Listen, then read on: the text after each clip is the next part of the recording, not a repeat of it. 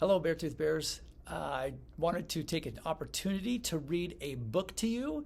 Our theme coming back this year is the Olympics, and so we've taken the Olympic motto, which is, I think I'll get it in the right order here, which is faster, higher, stronger, together.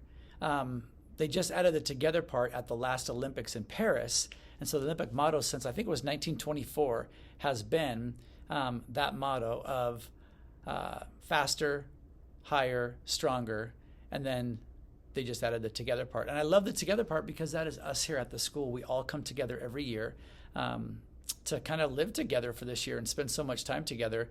And so we want to make sure that we're always thinking about how we can be better each day. And of course, that would be together. So there's this great book, and it's just a fun one, that's called The Triumphant Story of an Underdog, OLYMPIG. And so I'm going to take a minute to read this book to you. It is written by Victoria Jamieson. So I hope you enjoy this book. So here's the cover page. And then the title page. And I love how it's got all the sport graphics using the OLYMPIG. And it starts off like this. It says, one day, pigs around the world watched a special news flash. Brent Hamstring here, reporting live from the home of a very unusual pig. His name is Boomer, and tomorrow he'll become the first pig ever to compete in the Animal Olympics. Let's talk to some local yokels to learn more about him. You can see the page right there. He always was a weird pig, said Farmer Pigbottom. Terrifically weird. I knit his costumes myself, said his mama. Hold that thought, lady. Something's coming, cried Mr. Hamstring. It's a bird. It's a plane. It's... For Hermino, my hero. Oh, wait a minute. Oh, OLYMPIG! And there he is. Kind of interesting. This story starts, and then it goes to a dedication page. So it says, for Herminio, my hero. And then all these people over here are cheering, does he know he's the only one in the race? Terrifically weird. And then the mama says, that's my boy. And there he is, OLYMPIG. So here he comes. Mr. Hamstring sat down to talk with the big pig himself. The other animals in the Olympics will be faster and stronger than you. Tell me, Boomer, how can you possibly win a gold medal tomorrow? Oh, I'm sure I'll win, said Boomer. If you practice and try your best, you can do anything. Boomer spent the rest of the day practicing as usual. And then you can see his practice over here lifting little piglets. And then, guess I'll have to rebuild my fence again. That's the farmer because he's practicing his karate chops and hitting the fence. And then, take me home. Leave me alone. Look, he's pushing the person in the wheelchair, trying to get some extra training in, and the person didn't agree to be pushed. And then there he is eating his healthy meal beforehand and getting lots of sleep. You got to get good sleep if you're going to be a good athlete. And it says, and he spent the night dreaming of Olympic glory, as usual. And so there he is, getting his medal. And the sun was bright the next morning, and so were Boomer's spirits. Today, all of his Olympic dreams would come true.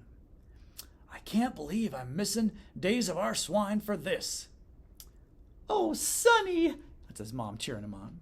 And then here's the announcer down here, and he says, get Barry on the phone. Walking's not in my contract. He doesn't want to even walk to the stadium. And then here's some penguins saying, you look terrifically terrific. And then the sign up here says, today, Animal Olympics. Next week, dentistry convention. All the dentists are going to meet, I guess, in that stadium. Mr. Hamstring met him at the starting line. Look at all the fast animals in this race, he said. Now are you worried about winning? No worries here, said Boomer. Hard work and practice make an Olympic champion. Now let's talk about a minute just about his spirit. Do you think he's got the right mindset? He's thinking he can win. He's got a good positive attitude. He's not doubting himself, but everybody else is. And I would bet sometime in your life you're going to have something happen like that to you, to where people are going to say, oh, you can't do that, or there's no way you'll be able to do that. But you just got to keep working. I love his attitude. I think he's got a great attitude. So it says, finally, Boomer heard the words he'd been waiting for. On your mark, get set. Now look at all the animals. A cheetah, a rabbit, a hound dog, a panther. What do I got there? A zebra, And then a tiger? All those animals should be faster than a pig. And look at, go! And look at that. They're gone. And look at his face. Oh my goodness. Boomer took the loss pretty well. Did he take the loss well? He didn't, did he? The camera zoomed in for a close-up. Do you think this was all a big mistake? Asked Mr. Hamstring. A mistake? Sniffed Boomer. He cheered right up. You're right. This was just a mistake. I'm sure I'll do better in my next events. And look, he just jumped right up and was ready to go. You're right. It was a mistake. I'm just going to get up and keep going. He did not do better in his next events. Look at he's weightlifting against the elephant. Doing something. I don't know if that's some kind of hopping or something like that against a kangaroo. We're trying to race him. No mistake this time. Pretty lousy, said Mr. Hamstring. It's kind of rude, isn't it? Boomer did not understand. He had practiced hard. He was trying his best. Why did he keep losing?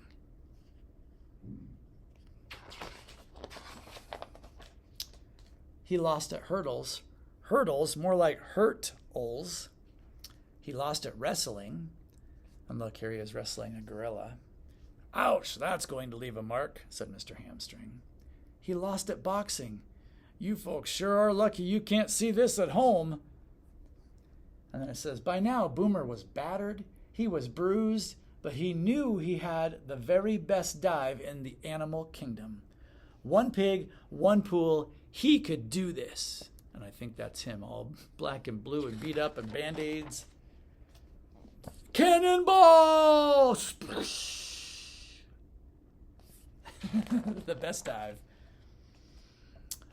And then look at his scores. Got a 0.3, a 0.1, and a 0. It says the judges did not like his dive. Boomer did not like his score. He lost it. I demand a recount. You cheated. Who made you the boss? It's no fair. Lawsuit, buddy. This is outrageous. Are you blind? I'm telling. You like them better than me. All the excuses. Have you heard people say things like that? When they aren't winning or when things aren't going the way they might want it to go, right? And then it says, oh yeah, and one more thing, he shouted, I quit! Boomer's upset, isn't he? Boomer burst into the locker room feeling hurt and angry and sad. Sure, some Olympic hero, and soon that rotten Mr. Hamstring would be in to say, I told you so. But Mr. Hamstring had an even more rotten idea in mind. There was his mama on national TV. He went and talked to his mom. Mrs. Boomer, your son lost every competition. He threw a temper tantrum and quit before the final event. Tell me, how do you feel right now? Asked Mr. Hamstring. Oh, his mama must be so embarrassed by him, so ashamed. Look at Mr. Hamstring's face. He just kind of looks like he's mad, doesn't he? He looks like he's mad. Her voice rang clear around the stadium. My son may not be perfect, but he is still my special little boy. Boomer, wherever you are, I love you, and I'm so proud of you. And look, they have him up on the Jumbotron. And look, she even took the microphone away from him, and then he's totally surprised as she says this. Boomer did not feel proud. Olympic champions did not quit. They practiced hard, they tried their best, and they never gave up. And there was still one event left. Now look at his, I'm going to say his resolve, or maybe his resiliency. He has learned that he can do hard things. It doesn't always turn out the way he wanted, but he can do hard things. So he's learning how to be resilient. And so now look, he's standing up tall and he is ready to go. And he's going to give it his best. And that's all we can ever do, right? He stepped into the arena. Ladies and gentlemen, I'm sorry for losing my temper. Without further ado, I will now perform my routine for the gymnastics grand finale. But, sputtered Mr. Hamstring, you need a score of 2 billion out of a possible 10. You'll never win. Boomer just took his place. The music started. I actually kind of really love the light in this one. Look at all the like sparkly things coming down, right? It just looks kind of cool. I love it. And a ring of light instead of just a whole light beam, which again, kind of reminds me of the Olympic rings. And it goes on to say, he tumbled, he tangled, he toppled, he flew right through the ceremonial flame.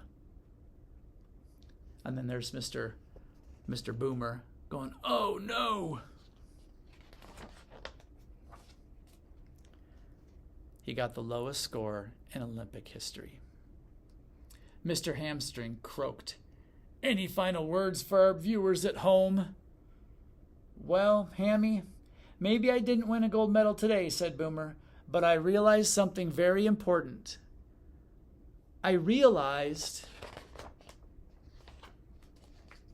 today has been terrific practice for the Winter Olympics.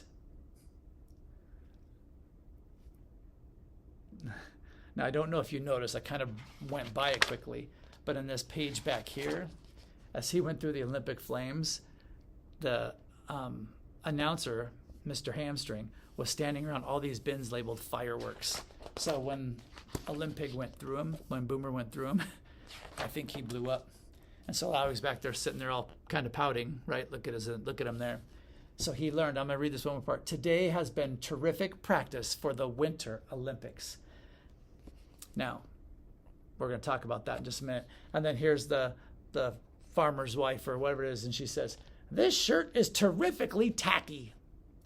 And notice it says Boomer on the shirt, and the two O's are made out of the pig snout with the two holes. And then it goes back to the title page again. So, oh, and look at this. There is the Olympic medal. And again, look at the resilience that he showed. He got knocked down over and over again and lost and lost and lost. And yeah, for a little while he got down on himself, but then he picked himself up and decided, I can do this. And yeah, I might not win a gold medal. I might not do everything perfect that I want to do, but I'm just going to have fun and I'm going to keep trying. And now he's going to train for the Winter Olympics because why not? He's learned he can make it through the Summer Olympics, and it may not go the way he wants, but he had fun, and he's going to do it again. This has been training for the next thing. That's resiliency. So I love this story of OLYMPIG, or I should say the triumphant story of an underdog, OLYMPIG. I hope you enjoyed it. Thanks for watching, and have yourself a great weekend, and I will see you when I see you. Thanks, everybody.